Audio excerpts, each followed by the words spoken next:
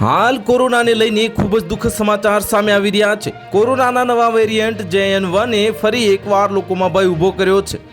આ નવા વેરિયન્ટના 257 કેસ દેશમાં નોંધાયા છે તો ગુજરાતમાં હાલ 7 કેસ નોંધાયા છે। આ એક અઠવાડિયાની અંદર જ રાજ્યમાં 6 નવા કેસ નોંધાયા છે। જો કે છેલ્લા એક સપ્તાહમાં ગુજરાતમાં કોરોનાથી એક દર્દી સ્વસ્થ પણ થયું છે। જો કે વર્ષ 2020થી અત્યાર સુધી ગુજરાતમાં કોરોનાની 12.81 લાખ કેસ નોંધાયા છે।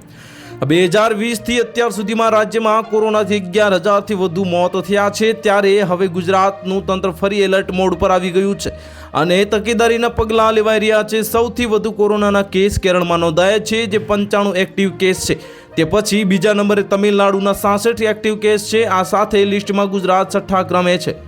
ફરી એકવાર કેરળ, તમિલનાડુ અને મહારાષ્ટ્રમાં કોરોનાના દર્દીઓ ઝડપથી વધવા લાગ્યા છે।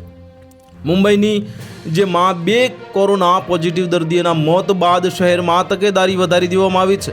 આરોગ્ય વિભાગ એલર્ટ મોડ પર છે અને પ્રશ્ન એ છે કે શું કોરોનાનો આ વેરિયન્ટ 2020 જેવું કહેર વર્તાવશે।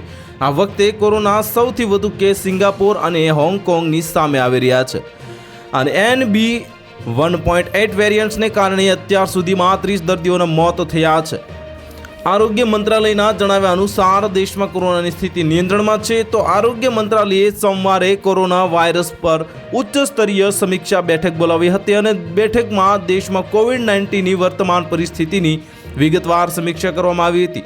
19 મે સુધીમાં તો ભારતમાં કોરોનાના 257 સક્રિય કેસ મળી આવ્યા હતા। તો હાલ માટે આટલું જ। મળીશું નવી અપડેટ સાથે। જો તમને અમારા વિડીયો પસંદ આવતા હોય તો વિડીયોને લાઇક કરી દેજો, ચેનલને સબસ્ક્રાઇબ કરી બાજુમાં આવેલા બેલ આઇકનને દબાવી દો, જેથી તમને આવા સમાચારની અપડેટ મળતી રહે।